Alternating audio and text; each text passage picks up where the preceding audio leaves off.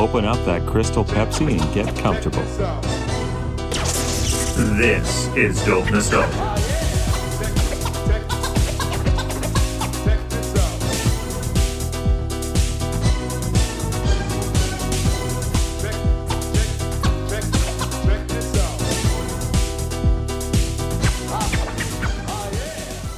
Welcome. This is episode 218 of Dope Nostalgia Podcast. I'm Naomi, your host.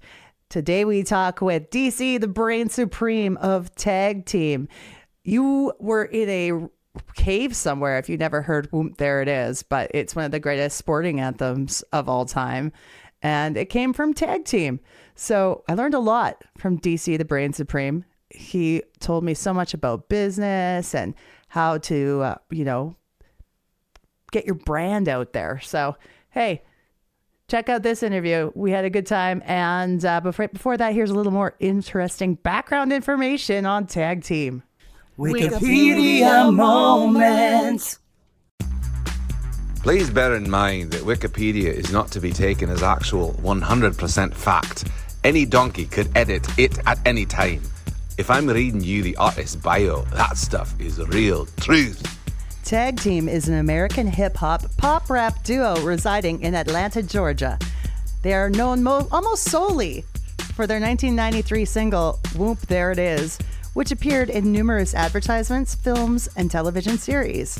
The duo is made up of Cecil Glenn, who goes by DC, the Brain Supreme, and Steve Gibson, who goes by Steve Rowland. In the early 1990s, Tag Team broke stereotypes about the hip-hop genre by demonstrating that there is more to hip-hop than inflammatory lyrics. The success of Whoomp, There It Is represented a milestone in the history of hip-hop because it has been enjoyed by culturally and generationally diverse audiences. DC Glenn and Steve Gibson grew up in Denver, Colorado. They met at Manual High School in 1982, where both pursued their musical interests. Gibson played drums in the jazz band and attended audio engineering classes at an early college education program, while Glenn sang as a tenor in Manual High School's Bolt Vibrations chorus.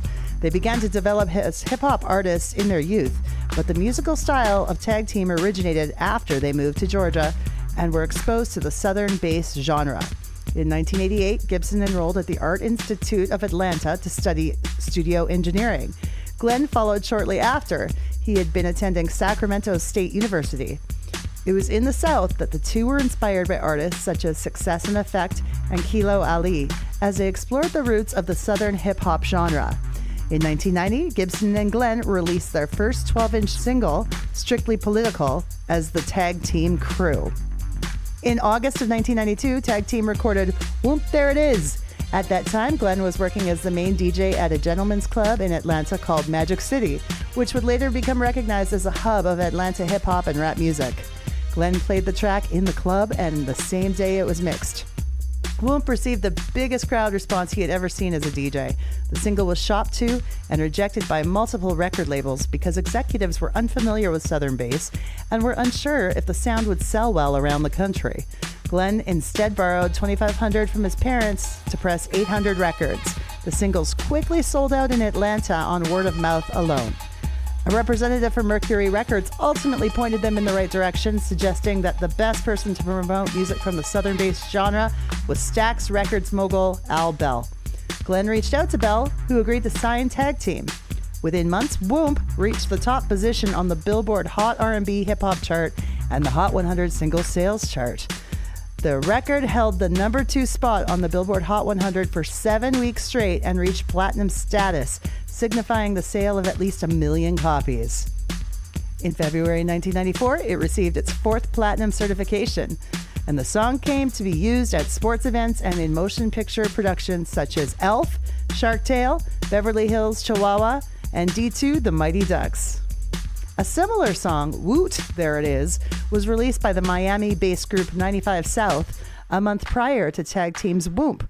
Both groups' record companies maintained that the similarities were a coincidence, as the phrase Whoomp or Woot, There It Is, was a common expression used by dancers in Atlanta, and Miami nightclubs where members from both groups spent a lot of time.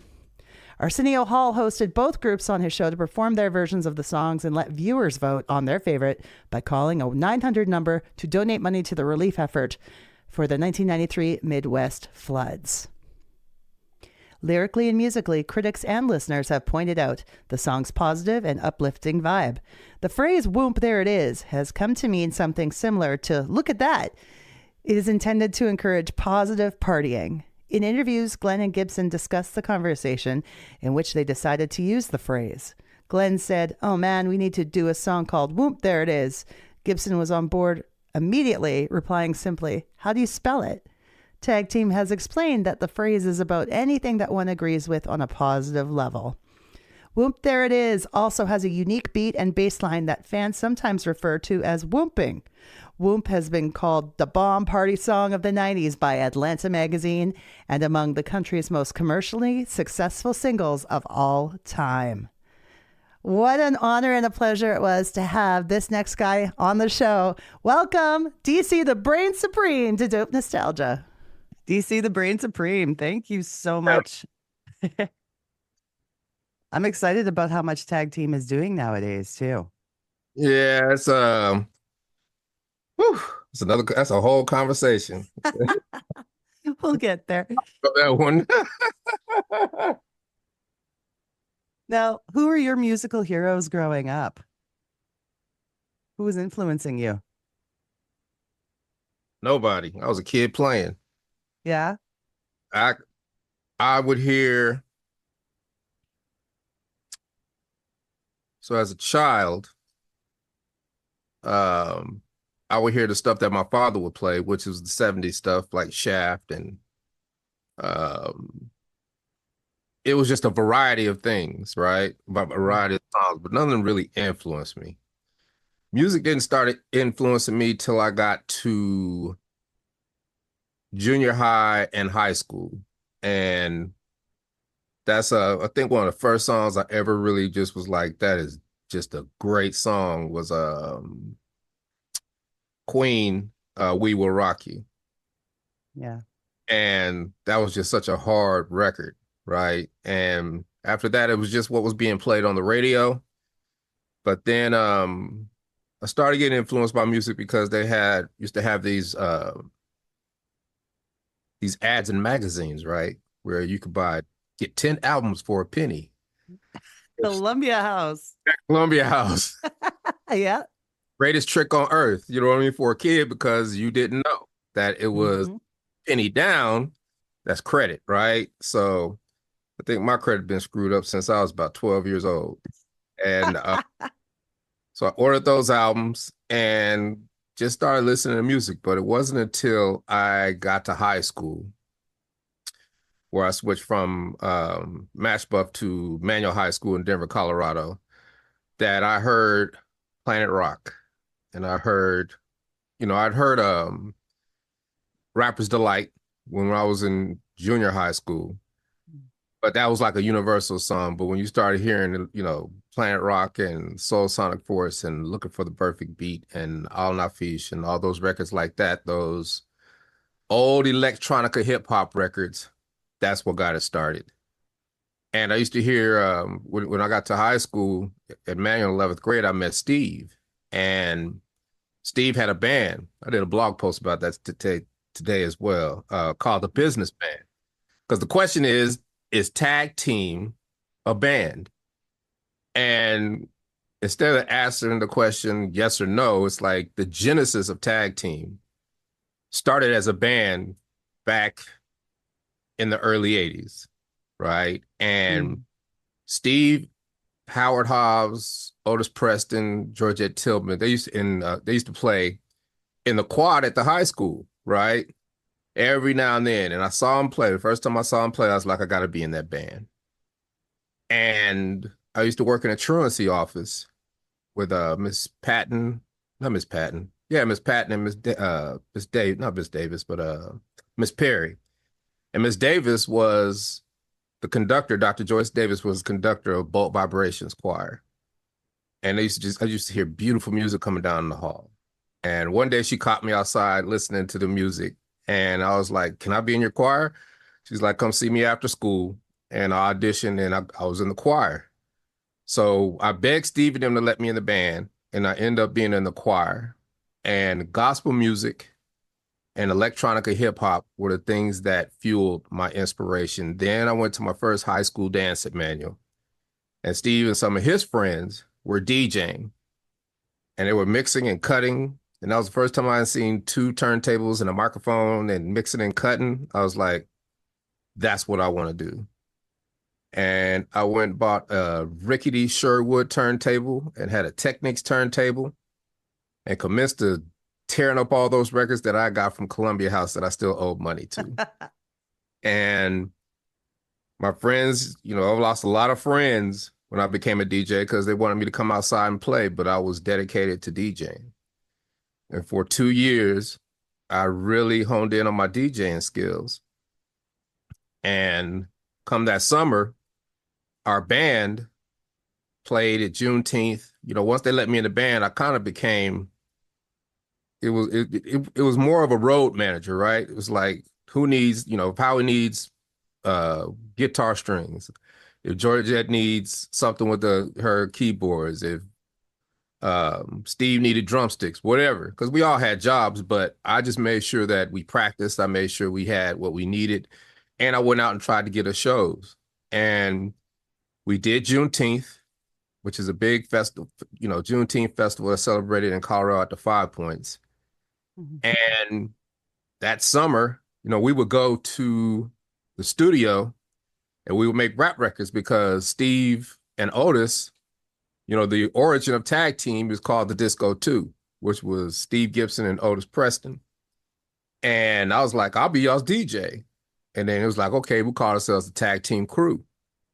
And then Otis, you know, as young men and women grow older, you know, the band disbanded. We stayed together during my freshman year and my my freshman summer was the last summer the band was together.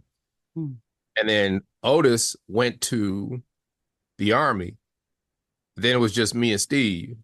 And that's when it became tag team. And then I was like, I'll rap. And I spent pretty much all my time in class writing lyrics and got very good at it. And I also got introduced to the 4-track recording studio, Tascam 4-track recording studio. For those who know what that is, back in the day, we used to play cassette tapes.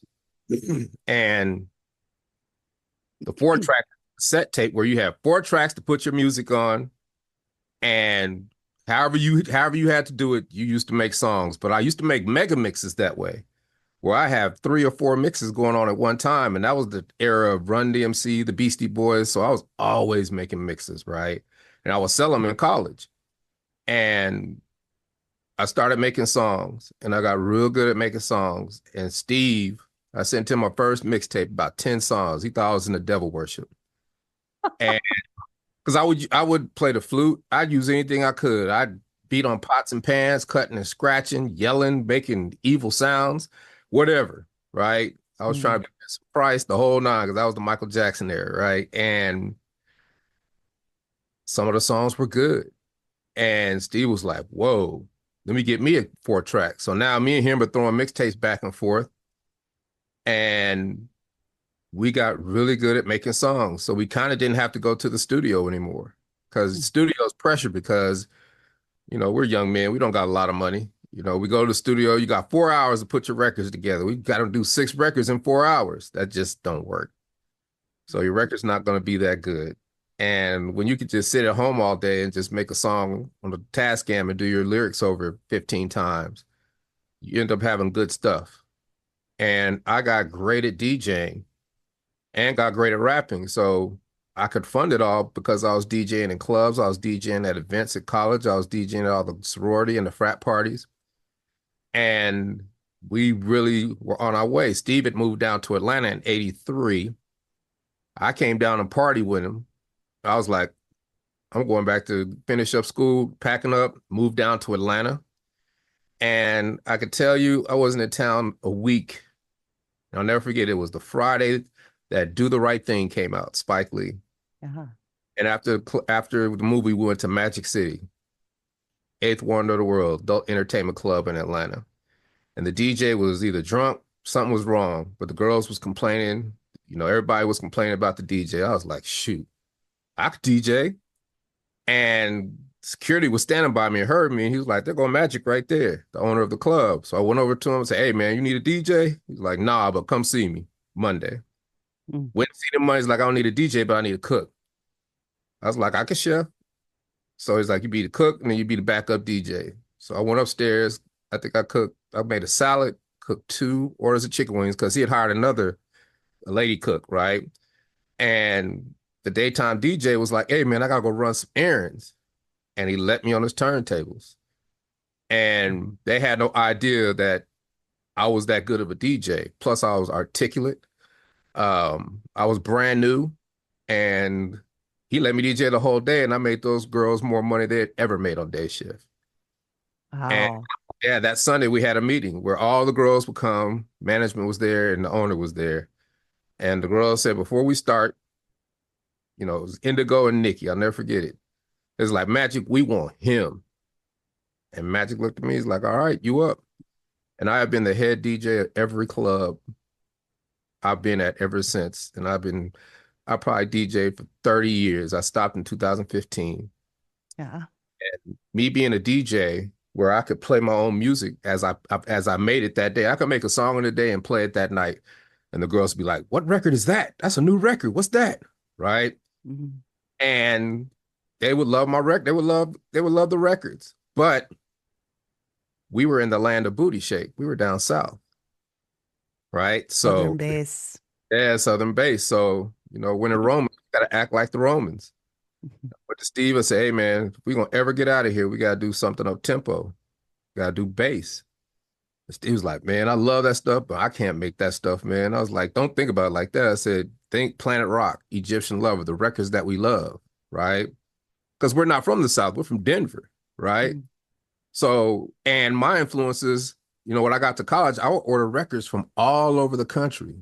Bobby G from San Francisco, 12-inch dance records, DC, New York record store. So I had the pulse of every genre of music growing up, college on out. I had all the white labels because back then, anything that came out of New York was on a white label first because they would press up 1,000 copies just to see if it was going to do something. The artist or some DJ would like it and they'd press up their own and sell them in the record store. So it was white. So I got white labels every Friday. And I remember I would get MC Shan, I would get Boogie Down Bronx, I would get Jazzy Jeff and the Fresh Prince, Girls and Nothing But the World But Trouble. That was a hip hop record. That was one of the biggest in New York before they even got a deal. Right? But they were from Philly. Nobody knew they were from Philly because it was a white label in New York. Wow. About hip hop back then, right? So I get all these records. I get to hear all the battles between Roxanne, Shantae, and Real Roxanne, and all the different Roxannes. And I get to, from MC Shan, The Bridge, all the Queens rappers to all the Bronx rappers to all the Brooklyn rappers to all the Harlem. All of them had white labels. And, I'm down south now. And our first attempt at an up-tempo record was Whoomp, There It Is. And it just happened. It wasn't meant to be, it wasn't no Manhattan Project where we were just, hey man, this is how we're going to do this. And we're going to write these lyrics like this. And we're going to, it was a party record. And Whoomp, There It Is, the phrase was just a party anthem in the clubs starting. Right. So it was just natural. And the theme of that song is every young man's theme across genres of music, from blues to rock and roll to hip hop to country. It's about young men chasing women on a Friday night, trying to get some, drinking and having a good time. Right. And I'll never forget it. The first time we recorded it on a Thursday and had it on a cassette. Went to work, set up everything, popped that cassette in. And to this day, I've never had a bigger response on any record. And I've been DJing for 30-something years. And I knew I had something, but my hubris as a young man, well, I'm the bomb. Every record I do is going to be the bomb. You know, I'm the best, I'm the greatest that's ever lived, right? I'm thinking that. So I don't really play it that much. But then maybe 3 months later, I played it, and a record rep was in the club, Mr. Alan Cole from Columbia Records. And he was like, "What is that?" I was like, "That's my new record, dog." He was like, "Give me that. I'm going up to New York. I want to let them hear this." Because if you're down south, you know all the bass records. But New York, back then, there was only two record labels. I mean, two record hubs, New York and LA. So they're kind of in their own bubble. So if a rep from a different region is saying, "Man, there's a record down here hot in the streets, man, you better get it." They're like, "Well, we don't know if we want to do this, do this." And that's the kind of attitude they had. They loved the record, but they didn't know what to do with it. And I did that with every label. So every label is loving the record, but they don't want to do nothing. And I almost gave up. And young lady named Lisa McCall, it's like, "You need to talk to Al Bell." Those who know who Al Bell is.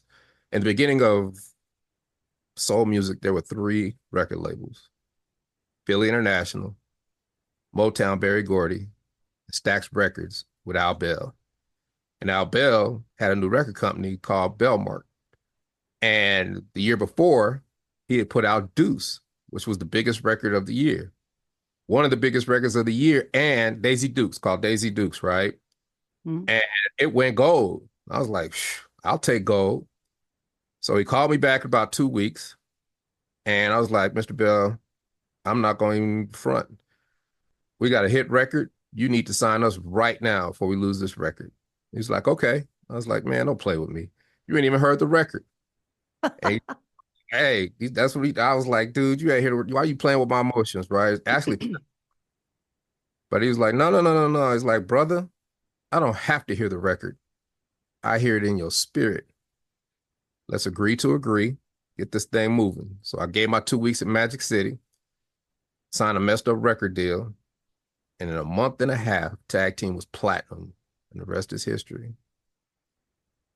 What a story, honestly. Yeah. Just like that in the very first one. Mm-hmm. Yep. Born out of confidence. Yeah. Or luck, or hard, or And all. hard work. There's a lot of factors that went into it. You know, you look back on it, you see how it happened, right? Mhm.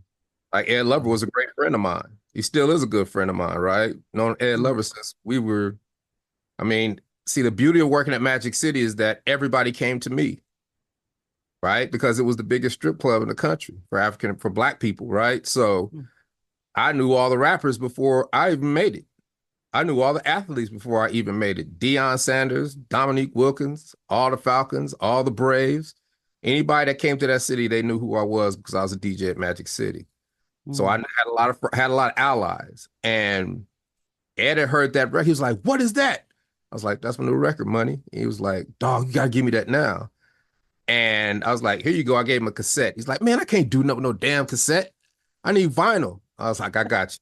So 2 weeks after I left Majesty, I met him back down there, got him his vinyl. That Monday, during the biggest, greatest rap show ever, which is Yo MTV Raps, they played Whoomp, There It Is, instrumental, the entire show. And everybody wanted to know what the hell that beat was, and it was off to the races. The local radio DJ, they didn't even play rap music down here in Atlanta. But so many calls came in for Whoomp, There It Is, they had to throw it into rotation. Right? The Bulls had won their 3rd championship. On a day, there was only 2 cable stations. There was TBS, that's why everybody loves the Braves, and WGN, Chicago, that's why everybody loves the Cubs. And the Bulls are in Grant Park. I'm sitting on my couch. Bulls are in Grant Park, 500,000 people, and all of them are chanting, "Whoomp, There It Is." And we were touring instantly. Everything was instant. And, people asked, "Well, how was it?" I was like, it was nothing, because I was already kind of a star because I was a DJ. So it never got to my head because I never wanted the stardom part of it, right? It was a hard journey. It has been a hard journey ever since. It still is a hard journey. I mean, how many artists can you name can still tour with just one song? There's not We a lot. we tour with one song, right? And it works. And then every year it's in a commercial. Every year it's in, we do halftime shows. Every year we do something that keeps it alive. Now it's solidified in music, legend, right? Yeah, it's And a sport. It's a sporting anthem, and every new generation knows the song as well. The kids are all dancing to it. exactly. And it has stood. And then the Geico commercial comes, and now it's just where it's out the park. It's brand new again. Hmm. We're just slowing down from that Geico commercial. It's been a good 5-year run almost. And people love that commercial so much, we got to perform it. And it makes me cringe every time I have to perform it. Proud of it because, I'm proud of that commercial because I am an actor. And because I'm an actor, I prepared. And because I prepared, that's why the commercial, all the things I wanted to do are in that commercial. So I imprinted on that commercial. And that's what it's about, right? Work hard, you study. I'm all about learning now. I love to learn so much. I'm into AI. I refuse to let life pass me by. So all the things that I have learned have come from necessity. Either you can become an old bitter rapper, or you can learn how to navigate this music industry with the one song you have. So you keep working the record in essence. Mm-hmm. Everything that you go through. So I became my own paralegal. I became my own financial advisor. I became my own publicist. I learned voiceover. I learned how to act. I learned how to get shows. I became my own booking agent. I've become everything because out of necessity, I had to, right? And I think that is the greatest gift that I've been given, is the ability to figure it out and flourish. All right that now, hard work must be really satisfying, though. In the end, once you've, you don't it's let things get stale. You just continue to satisfying. learn. It's satisfying, but it never stops because there's always something. Now we're at microwave speed. See, back in the day, as you put it in the, it was crock pot speed. Yeah. Back you had time, right? There was a song of the summer. That song of the summer probably lasted 3 or 4 years, 2 or 3. Now songs don't last 2 or 3 weeks, right? Unless the person is visible and touring out there and doing all the things and is in the news a lot. Yeah. But I have come up. I'm really big just in the business and marketing and all the things that have to be done to get in front of the people who can pay me. That's the key. So I'm in 30 different organizations. I go to conferences all year. I'm a motivational speaker. I do all these things. I do 1 million podcasts every year because this serves so many different purposes, right? I'm practicing articulation. I do podcasts from the biggest to the smallest because it's about a conversation and storytelling with the person across from you. And I've been doing this for almost 10 years. And people were telling me, you should do a podcast back when YouTube came out. I was like, me doing a podcast is not for me because I'm too busy. But I can still get the same effect from the podcast being an expert guest, right? And helping people and showing people that, it's never too late, and teaching people what I know.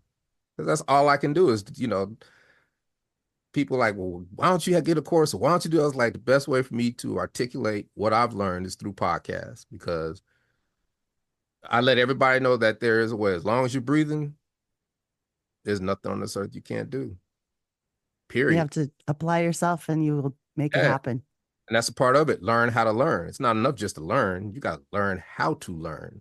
That's where everybody misses the boat, right? Like social media. Everybody thinks they got to do social media. Everybody, websites aren't important no more. It's like, you don't know what you're talking about. And I'm like, but I'm not saying that you're wrong. I'm just saying there's other ways to achieve things. It's important because most people do social media. Look at me, look at me, look at me, right? that's not gonna, you're carpet bombing. You're just you're one fish in a sea, right? Mm-hmm. You know, find where the people are that can pay you. How I do that is through SEO, search engine optimization, the ability to know where people are at and then target them. So I don't need 100,000 people to like me. I just need 100 people to pay me. Right? Ooh, I like that. Think about it. That's being strategic. So instead of me trying to just social media, and trying to go viral, well, I can go into SEMrush or go into Google Keyword Planner or any of the keyword tools out there and say, hey, let me start answering questions.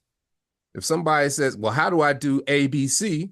Well, let me see what that ranks for. How do I do? Dang, there's 25,000 people that search for that every month. Mm-hmm. So now if I optimize a blog post, how to do ABC, and on social media, every post that I do for the next week or two is how to do ABC on every platform. Well, now when somebody gets up and they type in how do I do ABC, they're going to see the blog posts.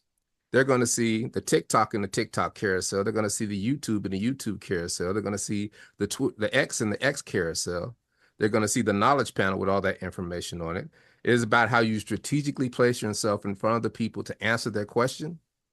And then you can give them answers and solutions. And your solution might be in the form of shooting them somewhere else where they can solve their problem, where you get a piece of that because you're doing the marketing for that company, or you have your own product, right? It's just a different way. I don't knock people for doing social media, because when you're young and you're willing to do stupid stuff and you're willing to do whatever to get where you want to be, knock yourself out. Well, my ass is old. I ain't about to do all that. I had to come up with another way. I had to come up with a different way, right? So now that I've come up with a different way, I can teach it to everybody. So people who are like-minded like me and in my lane know that they don't have to do what these young kids do and they look like they're looking crazy. Mm-hmm. You know what I'm saying? All these old women all these old broads out here looking crazy trying to do all this young girl stuff. And all these old dudes is looking crazy trying to do all this young man stuff. When you could do yours. And what they don't understand is that we have something nobody else has: experience. Mm-hmm. You take the lessons of your experiences and you teach them to the people who don't know in the place that they're at. When you teach it to them where they're at, they're more conducive to it. And now they get those nuggets. You know, it's just a way of thinking. I'm always telling people, you have to find the positive in the negative. That's where the nuggets are, right?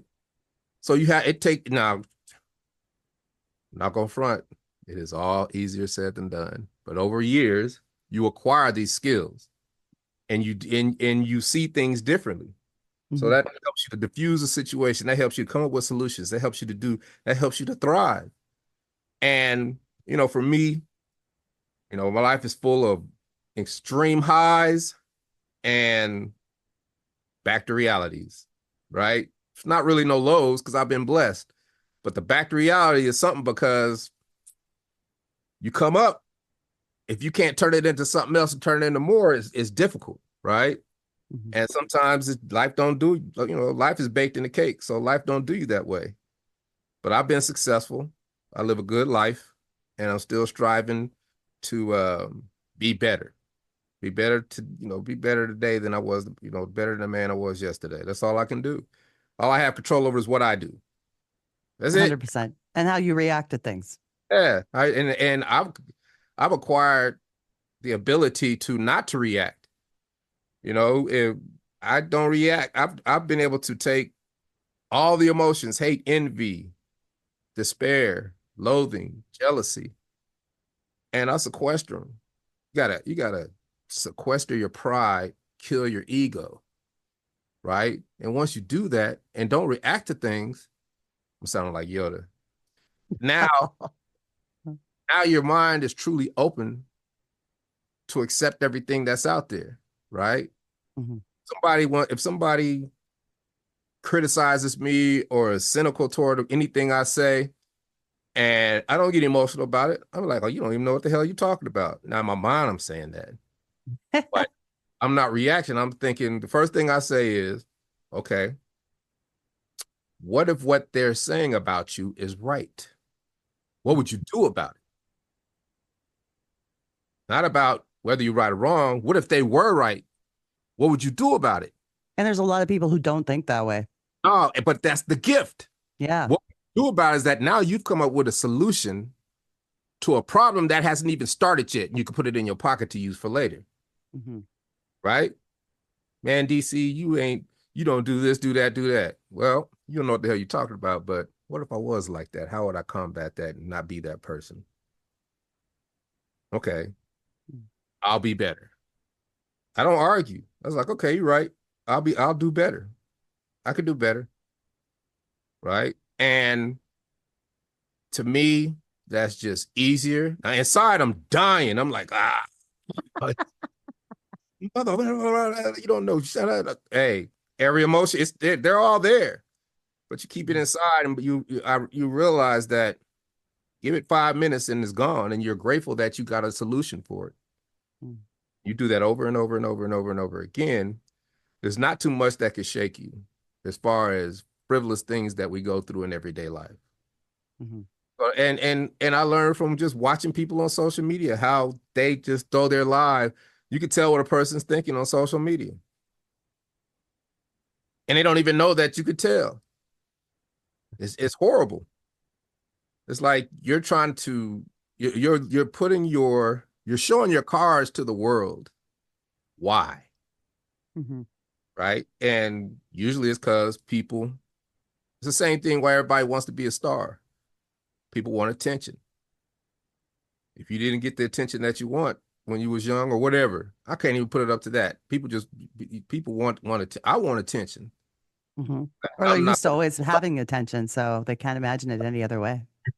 Yeah, and I can have attention if I want to have attention, but I don't because I like being able to live my life. If I walk down the street, don't nobody know who I am. Unless I want them to know who I am. Right? All I gotta do is walk in a room and go party people or sprinkles or Whoomp, there it is. And they will know. Yeah. But if I don't, I get to meet everybody in the room and they're like, wow, who is this player? Oh, I like him. Who is this outstanding young man? Who's this guy? And that's why I do at conferences. Nobody knows who I am at these conferences. And I go get this knowledge because organizations, societies, or associations are filled with people who love their profession and they've been doing it 10, 20, 30, 40 years. Mm-hmm. And they are there to improve their profession and they can't wait to teach you. They can't wait to give you your knowledge because we're in a safe place. We're not a place where they've already done it. Why are they going to hate on the young folks, right? Mm-hmm. Why are they going to hold on to unless they're selling the course or they're trying to sell their stuff or sell, sell the teaching, right? But when you're at a conference, everybody's talking. And I let the conversation naturally go to, well, what else do you do? Well, kind of back in the day, I made a song in 93 called Whoomp, There It Is. So I'm constantly touring. I'm just tired. And I go, whoa, what? Whoomp, There It Is. Nah, really? I was like, look, I know you're going to go look when we leave and you're going to see this face with long, black, pretty hair. I said, yeah, I did that back in the day. But see, what I realize is that that's the icing on the cake. If they can't accept me for my character first, then what else is, I can't walk in and talk about I'm this. They're like, okay, yeah, he's kind of arrogant. I like how you said that. Like, just get to know people. And then, well, by the way, back then this thing happened. And it's like. Yeah, but you let them lead to it, right? Yeah. And then I've gotten so good where I can lead them to it. It's like, so what you got going the rest of the day? Well, I'm only going to be here for a couple of days. I got to get back out on the road. They'd be like, out on the road? Oh, yeah. Okay, so. Okay, I didn't tell you this before, but let me tell it to you now, right? Like there's always a way to parlay it in. but I never start with it because you know why? Because I've been in the club so long. I used to watch stars. I used to watch the stars come in. I used to watch the dope boys come in, and I used to watch them treat women. See, I just watched how they treat women. And the dude that got all the money is, he's arrogant. He's like, you don't know who I am? Better ask about me. And I see what people don't understand is that I've had 30 years of stripper dressing room knowledge. It's a different type of knowledge on women. That dress, because I'm in a dress room with 100 women, and I'm just soaking it all up. I'm learning what not to do.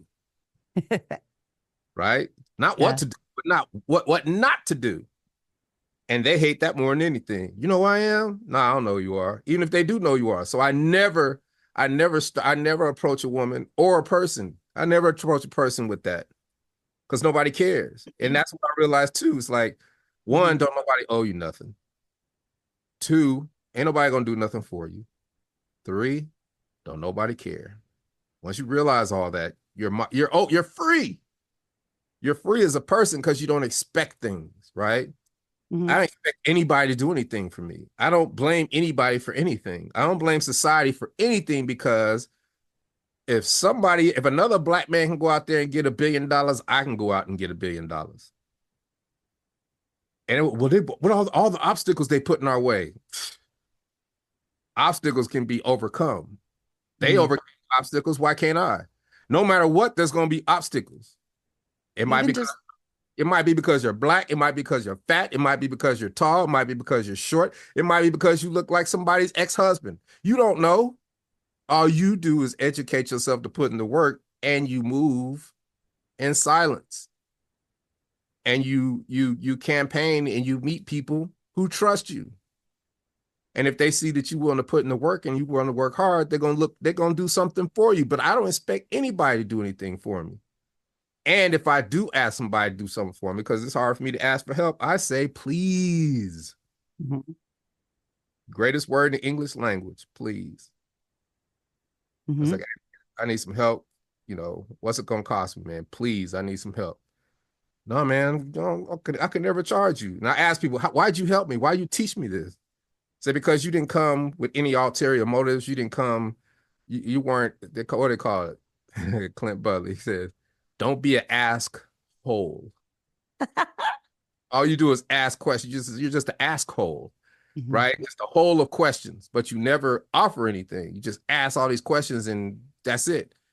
And I always remembered that. It's just like, if I need something, you can go knock them cards out when you need them, because people are more than willing to help you when they see that you come up and you flourish because of it, right? Then they get to tell that big fish story, how I helped DC from tag team do this, boom, boom, boom, boom, boom, boom, boom, right? So knowing how people work, and that's what the one thing that the club had taught me is that I have a front row seat to humanity.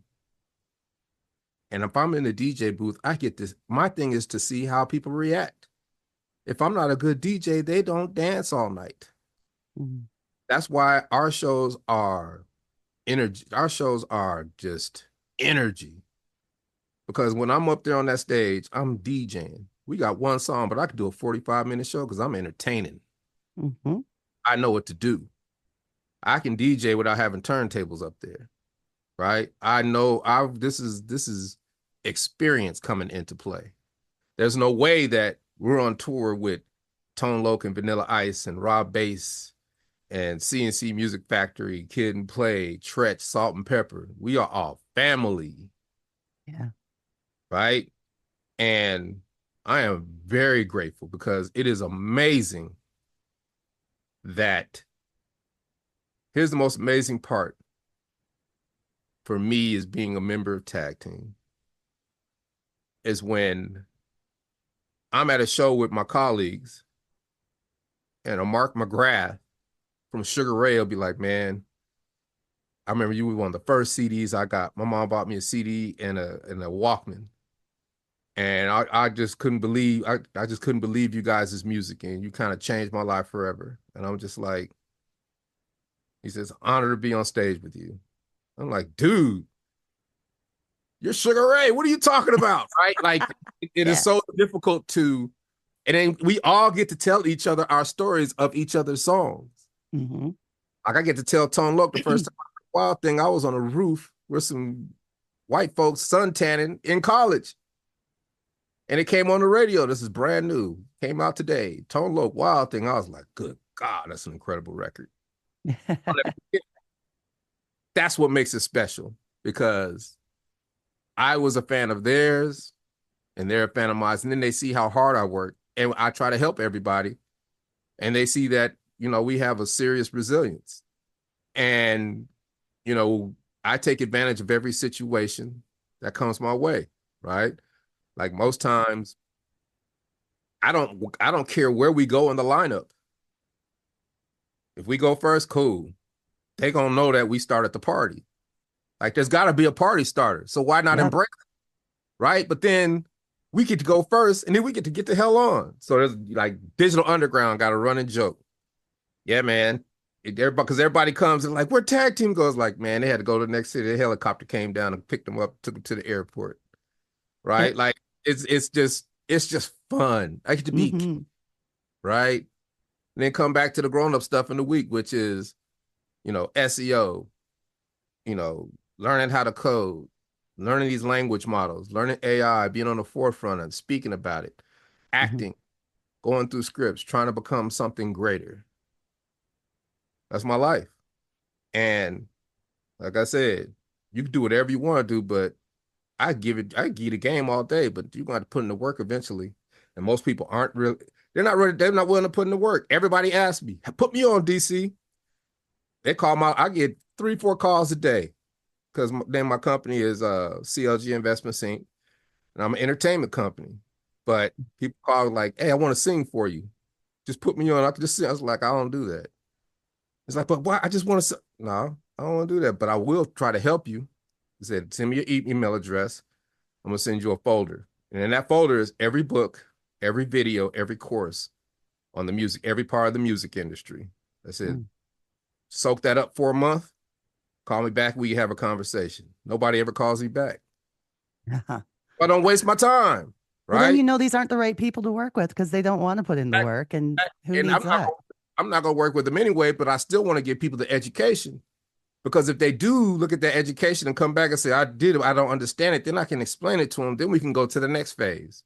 The next phase is join this organization, because if you want to be a songwriter, this is where all the songwriters are. You join that songwriting organization, you go to the convention, and now you get to talk to some of the greatest songwriters that ever live, and they will take you under their wing and they will teach you.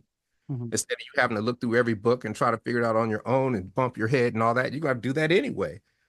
But if you can be taught by one of the mentors in your game, and I've got tons of them, they have taught me the game. And they're going to tell me, you don't need me, because they got that old school way. But see, I got this new way that's ever evolving. So I could take the old school tactics and put it with the new and come up with something totally different. But it's just hard to get to everything because everybody's not me. Everybody's not willing to put in I want it to be hard. You know why? Because I know everybody else ain't going to even attempt to do it. Yeah. Challenge is good. Yeah, and I know that it's going to be so hard and it tears you up, but then all of a sudden you achieve your goal and then you can laugh about it. It's almost like you never went through all that heartache and pain. Party people!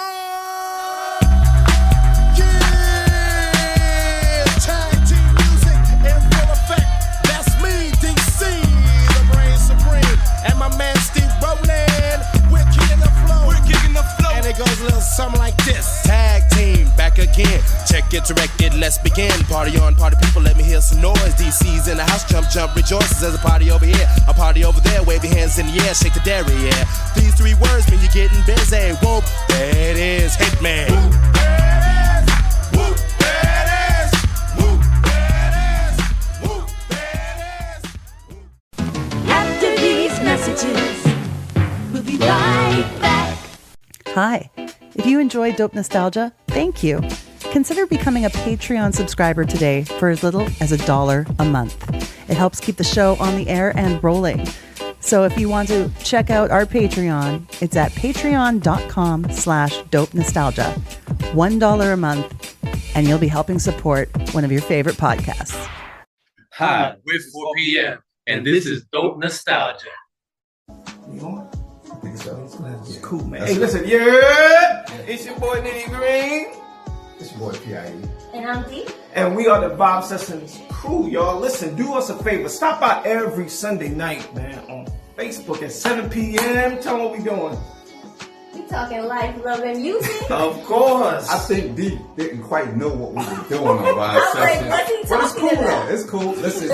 Listen, man. Like and share our page at Vibe Sessions Official on Facebook, and also go over to Instagram, right? And let's build that page as well. Let's build Same thing at Vibe Sessions Official, man. We're here. Yo, we here. We love y'all, man. Thanks. Thank you Love for you. your support. Thank you. All right. Peace. Tamagotchi. Need love and care. Girl or boy, Take her anywhere. you can raise, grow from egg to adult. Your Tamagotchi. Bump, bump, connect you to me. she's hungry. Time for dinner. Full of surprises. Tamagotchi. Games, texts, a birthday cake. I'll bump you back. For a fun play date. Tamagotchi. Tamagotchi friends come with a code you can enter at tamagotchifriends.com. Each sold separately. Bump, bump, baba bump, bump, bump, bump, baba bump, baba bump, bump, baba bump, bump, bump, bump, baba bump, bump, bump, bump, baba bump, bump, bump, bump, baba bump, bump, bump, baba bump, bump, bump, bump, baba bump, bump, bump, bump, baba bump, bump, bump, bump, baba bump, bam, bump, bump, baba bump, bump, bump, bump, baba bump, bump, bump, bump, baba bump, bump, bump, bump, baba bump, bump, bump, baba bump, bump, bump, bump, baba bump, bump, bump, bump, baba bump, bump, bump, bump, baba bump, bam.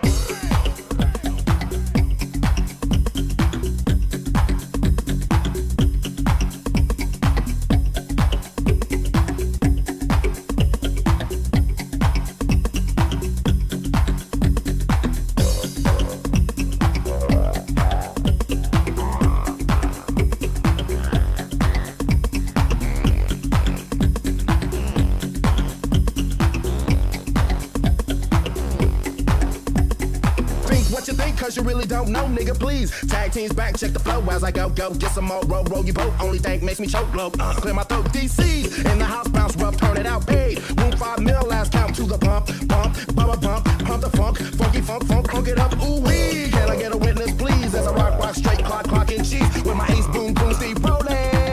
Yo, tell 'em how we living. Some of you suckers don't know the deal. You can't get with the real of the old school skills. Back in 82, I used to take out crews. Now it's 94, we selling records galore. I know you people in the street, you people in the industry. Some of y'all cool and some of y'all enemy. You say we can't do it again? I'll be damn. Guess what, punk? Here it is. Bam! Here it is. Here it is. One more time. Here it is. Yeah. Here it is. Do you find it frustrating when people complain about, oh, well, the way things are now is no good. Back in my day, this is how we did things. Do you find that frustrating that they're not willing to open their mind to new concepts? Nah, you used to, but I just understand that everybody ain't me, right? Mhm. If you pissed off at everybody because they don't support you, they don't have your back, they always being negative about you. That's part of not reacting. What if the people that hate on you the most are the people that love you the most? What do? You gotta do something. Better figure it out because you love those people, right? So why not turn that negativity into the positive part about it? Right? That's a perfect opportunity to say, you know what, you're right. What would I do about it? What am I gonna do about it? Right? And here's the beauty of all of that. Because I've been blessed to see it time and time again. When you achieve your goal, they have to look you in your eye and you don't have to say a word. Don't have to say anything. It's there. You feel it. They're like, man, he actually did what he said. They used to laugh at me when I was a DJ. They used to laugh at me when I said I was going to be a rap artist. They used to laugh at me. Everybody's always laughed at me. They laugh at me now. People look at me like, huh? And I'm like, you don't understand that I'm willing to put it all on my back, because the only way I get what I want is if everybody else get what they want. And I'm not going to let them stop me from getting what I want. Mm-hmm. So if I got to work 4 or 5 times harder because they don't want to, hey, put it on my back. We can re-rolling. Let's go. Because eventually I'm the one that's going to get it all. But I can't let nobody stop me. Mm-hmm. Right. And when you ask me that, that's a form of letting people stop you when you're thinking about what other people are saying and getting frustrated. You know what I mean? Like I don't, one thing I realize is that you can't hate on the young for being young, because youth is wasted on the young. It's inevitable. That's baked in the cake, right? Yeah. Youth is wasted on the young. So why are you mad about it? And I don't listen to music. And people are like, you one of them old school hating dudes. I was like, no, I'm too busy to listen to music. I said, I don't knock nothing y'all doing, because it's y'all time, it's what y'all do, right? But I can't listen to it because I don't understand it, one. And two, I'm older. You the things that you used to love, you hate. It's amazing. I was like, I'm going to ball forever. So I got to be like 40 something. I was like, man, I can't believe, man, I'm always going to roll in the strip club. What? The thought of giving a woman my hard-earned money just to give her money because she's in a strip club? No. Don't make no sense. And I can have it like that, but that's how you don't have it like that real quickly. Yeah. Right? So you have to be mature and you have to be grown about it. Now, I can honestly say my success isn't where I want it to be, right? But I've had to fight tooth and nail every step of the way for what I got. And I don't mind that, because everybody's path is different. Mm-hmm. But I've led a good life. You know, the first thing that I'm forever grateful for that I had, that I've known most people have had, I watched my parents grow old. I watched my parents never argue. I watched my parents raise 2 sons and give them everything they could give them. And I watched my parents work their ass off and make their kids work their ass off. I had to shovel snow and rake leaves and cut the grass and cut the hedges and wash the windows and wash the clothes and cook. And I am so grateful, because as a grown man, I have never not known work. So work is nothing to me. Amen. I got to go to work. Let's go. Yeah. So you get that healthy respect, right? You get that healthy respect for what hard work means. It's second nature to me. Yeah. Like, I don't even look at it as hard work. It just has to be done. Yeah. And that's the difference. It's like I'm procrastinating about going to the gym today, but I know I'm going to go because it got to be done. Yeah. So, you know, I build lists. I write down everything, because when you get stuck sometimes. So you need to know what needs to be done. And when I get stuck, I go to the top of that list, and whatever's not done, start with one thing. Next thing you know, that whole list is done, because that's the discipline that you concoct for yourself, right? And you get things done, because I'm doing 10 things and I just can't possibly do them all. Get some help, buy some people. Well, people overpromise and underdeliver. And if I don't know if they are doing what they're supposed to do or not. There's nothing like paying somebody $5,000 of stuff they say they can do and then they don't do it. Well, it's like you said earlier, you're the only person you have control of. Exactly. So let me learn it, and I can teach it to my people. And my people know how I like to do it. Now we rolling. You know, it's called, I build SOPs, standard operating procedures, all day for my company. And I wish, you know, I got 100 more to go, right? But I have to learn about it to do it, because I have to take advantage of all the automated things, all this AI and all this stuff to whittle down that time. So now things are automated, right? And learning new things and learning how people make all this money and seeing it.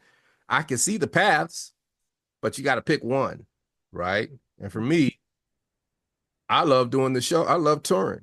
So it's like I have to make myself viable. I'm in all the concert organizations. So everybody in the concert industry knows who I am because they see me at all the conferences. They know that we do shows. So that's one round of people. Now I have to do it again because people leave jobs, people do different things.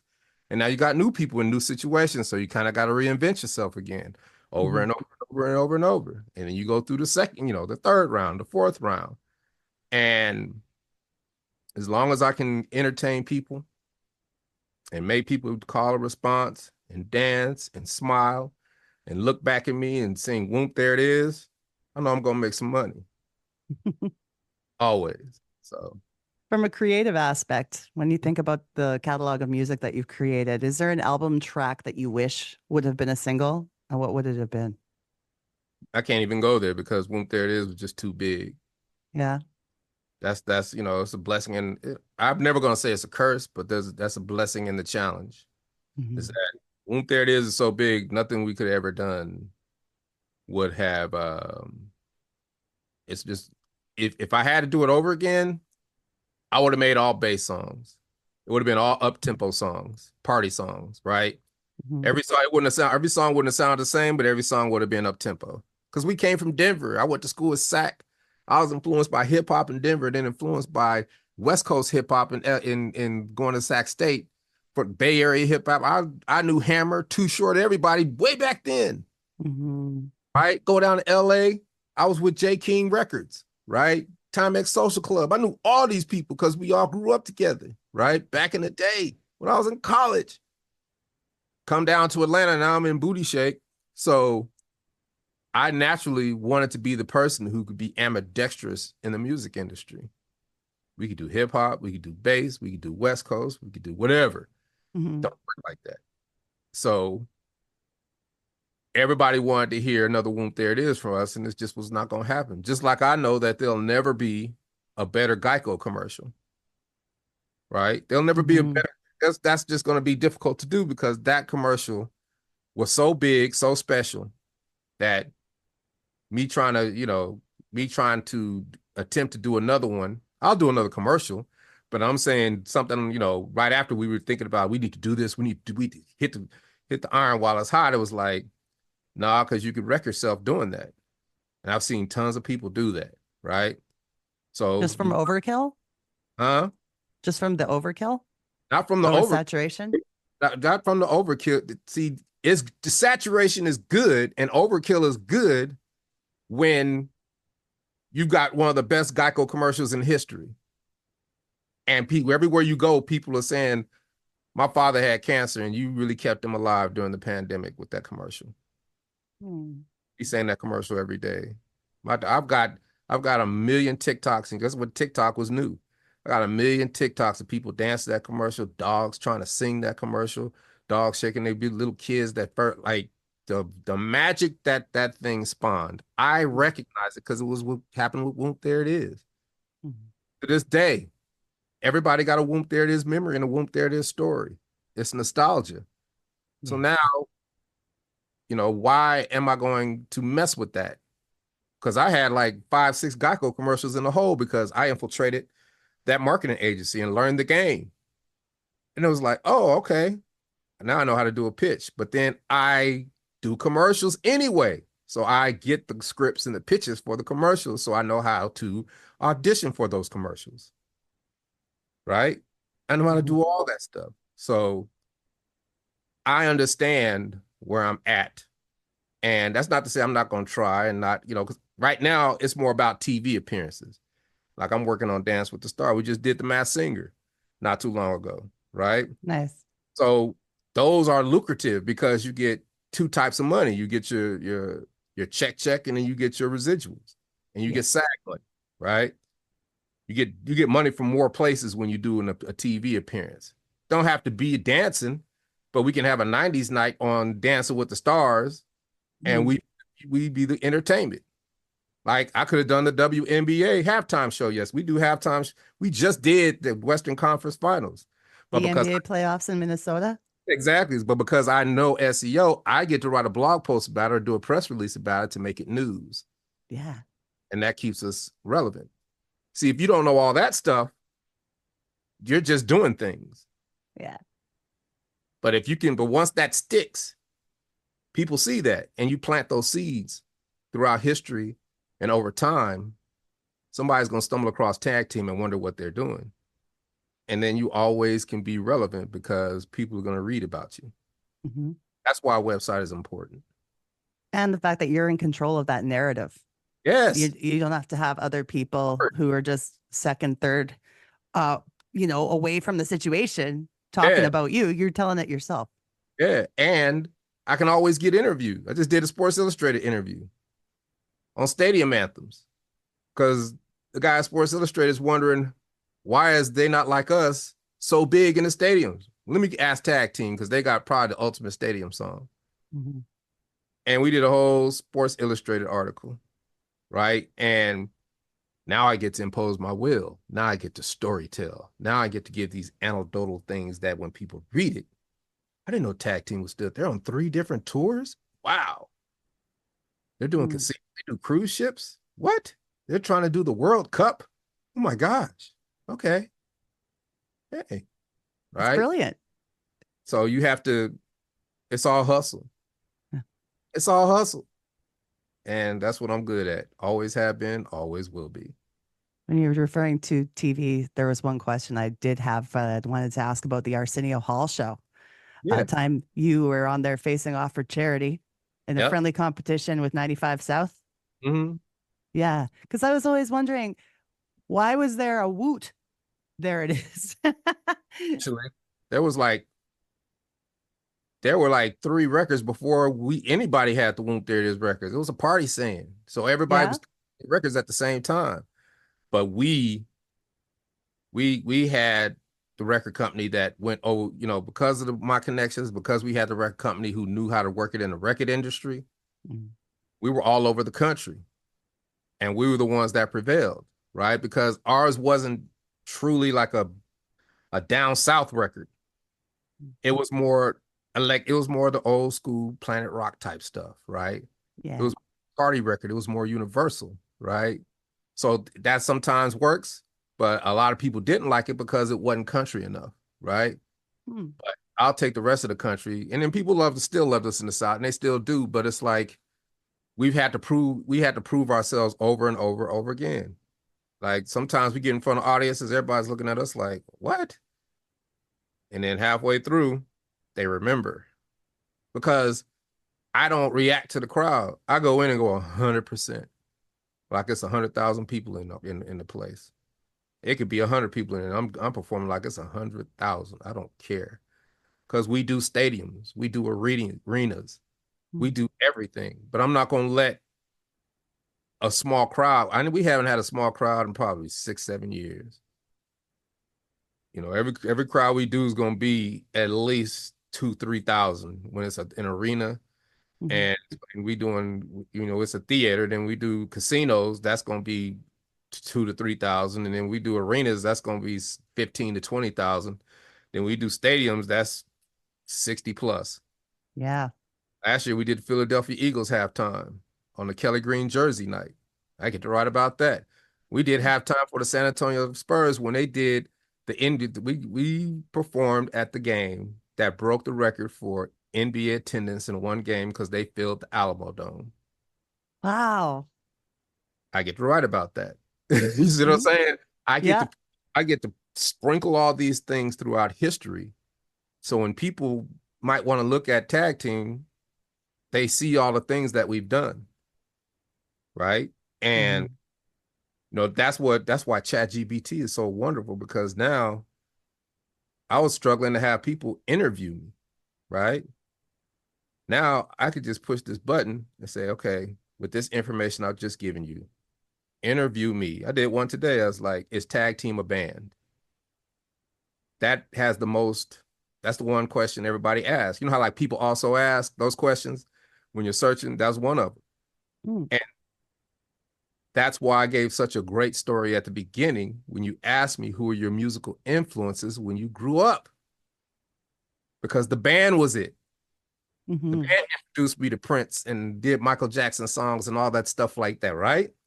So now I did that just driving and got probably a 2,000-page article. Now I get to summarize it, whittle it down to a great article, and now it's etched in stone. Is tag team a band? Yes, in a sense. Then you tell the story, because telling's way better than information stuff, right? You tell a great story, people are good. It's a campfire. And that's what I try to bring to every podcast I do, every interview I do. I try to tell a story. And it does me well. So it's fascinating and super inspiring, because now I want to learn all about these new things that you told me today. Yeah, but that's the thing. You can't let life fly. And that's the thing. You say, when people get, I don't want to learn nothing new. I don't want to, well, I watched my father do that.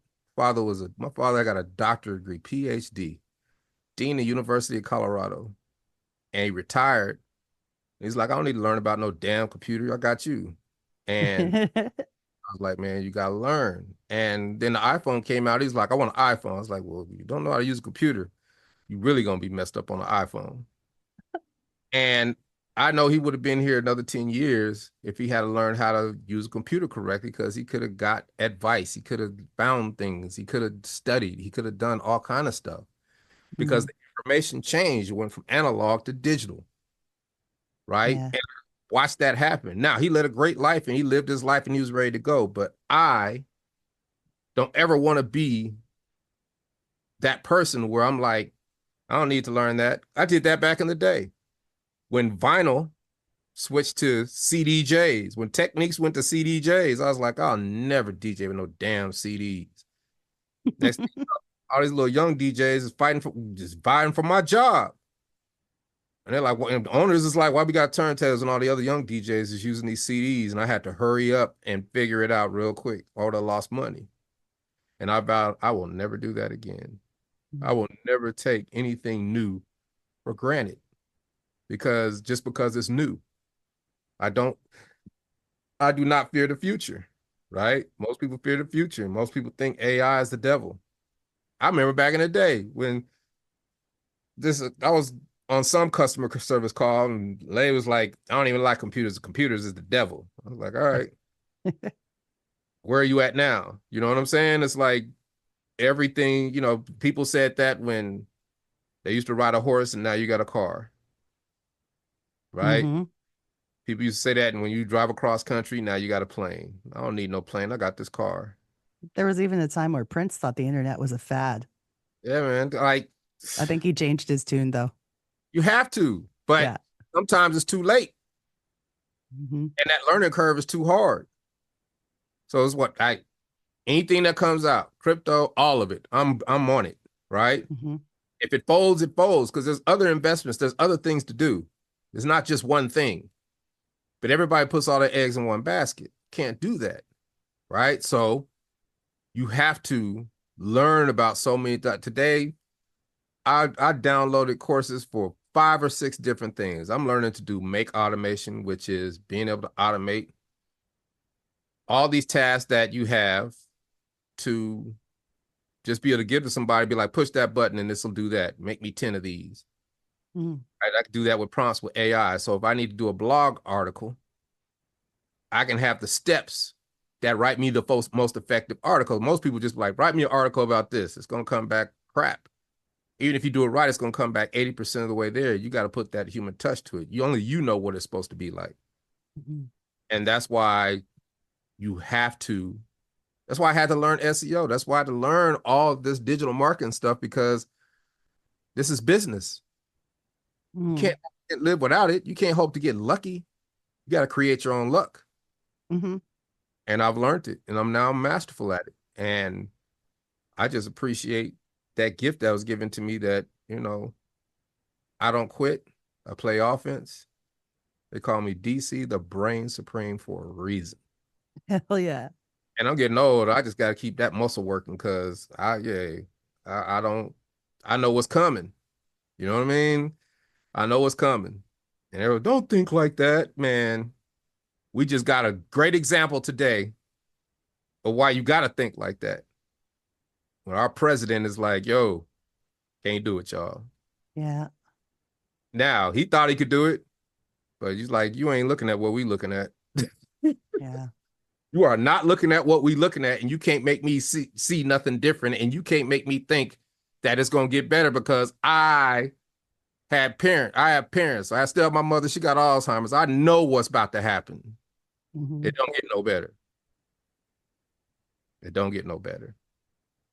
And that's all. That's fine. That's life. It's a part of life, right? Right. I feel lucky to even be in a situation I'm in because a lot of my friends didn't even make it out their 20s or 30s. And when they got their 40s, didn't make it out because of heart attacks, and out in the 50s because they didn't go to get colonoscopies and don't go to the doctor, right? Mm-hmm. And I learned from other people's mistakes. I've always been good at. And I could be stubborn, but like I was a doctor a couple months ago, and she was like, well, I want to put you on this. I was like, I don't need that. And I was like, shut up. The doctor. I was like, you know what? Whatever you want me to do, let's go. Right? Mm-hmm. I'm going to buck on you, and I've always been like that. I might resist, but I'm going to listen. Mm-hmm. And I'm going to do it because you looking out for me. And they're an expert in their field. And he who has a doctor for himself has a fool for a doctor.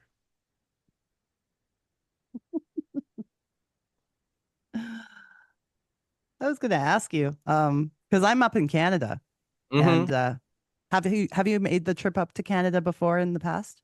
Done Toronto. We did Toronto Raptors twice, halftime. Did you? Yep. So fantastic.